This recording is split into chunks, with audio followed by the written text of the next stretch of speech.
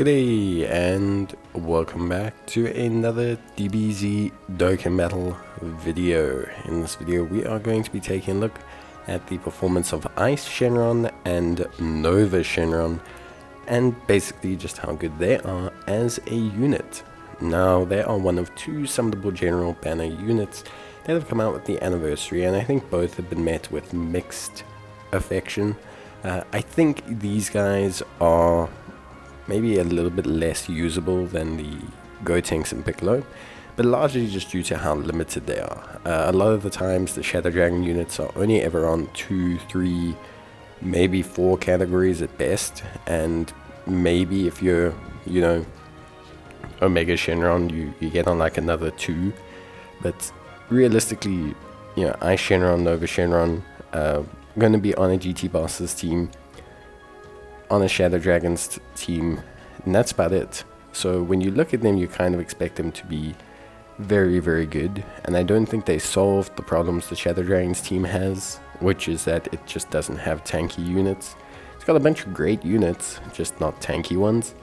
They're a GT Boss's lead of 130%, they raise attack and defense for 1 turn, they cause supreme damage with a great chance of stunning the enemy. Their kit has a bit of everything, so they change AGL and strength key spheres to Teq Eis Shenron. I think that's great. They have an additional attack and defense of 134%. They get an additional defense of 134% when attacking with 3 or more key spheres. They have an additional attack of 134% with 4 more key spheres. They launch a guaranteed additional super with 7 or more, and their attacks are effective against all types when the target enemy is stunned.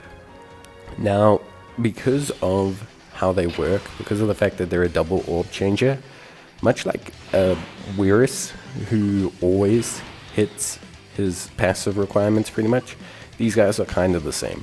You're very rarely not going to hit at least the majority of their passive requirements. Like hitting 3 or 4 orbs with them honestly is harder not to do than it is to do, just because they are literally changing 2 different types of orbs. So your field, considering rainbow orbs as well, generally should be able to hit.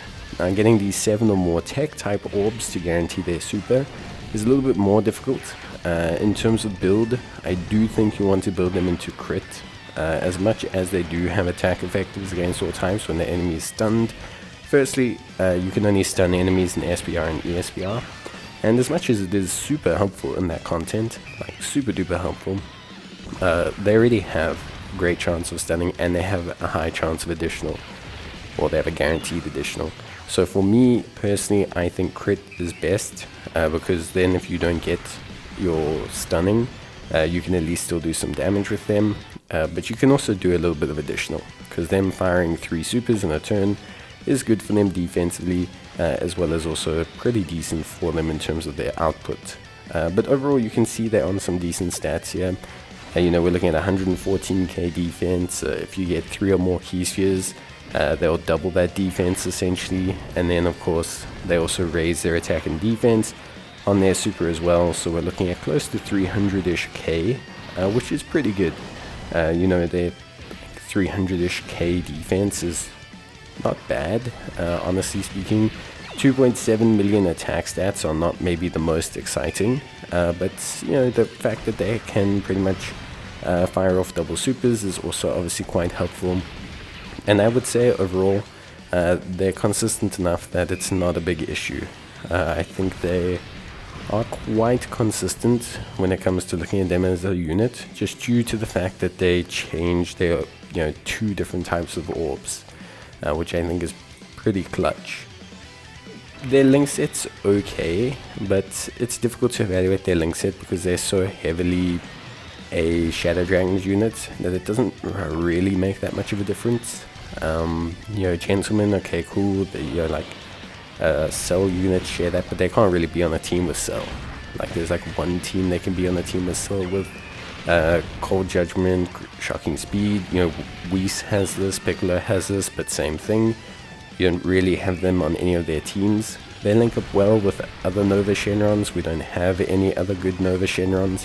They link up decently with Sin Shenron, GT, Shadow Dragons, Fierce Battle, Oceana Shenron, Cold Judgment, Shocking Speed, GT, Shadow Dragons again.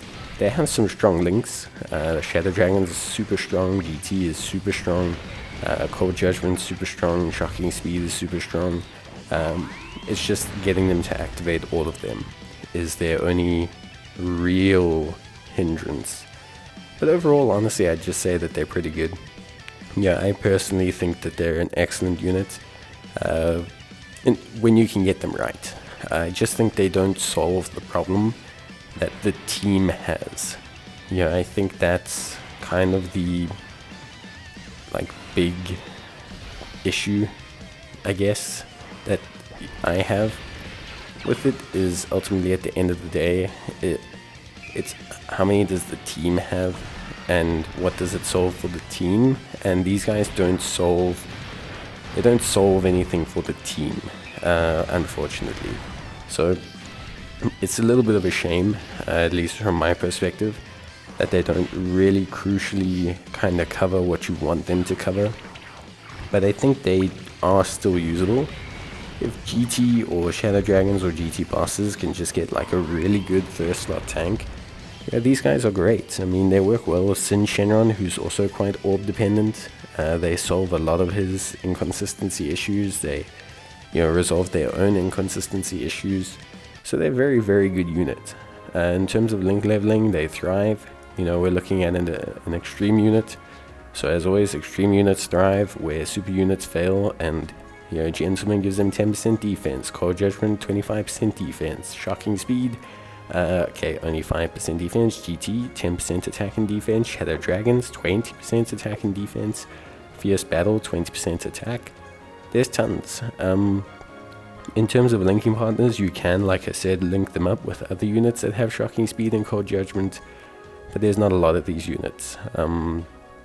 There's not a huge abundance of these units that you're going to be able to get, that you're going to be able to score big with.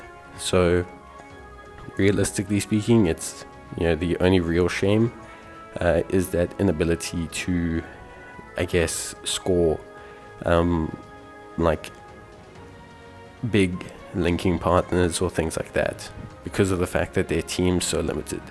Like, they may link well with the cell, they may link well, in this case, with a couple of the Dragon Ball Heroes units or Paikyohan, but it doesn't really matter because they can only be on 3 teams.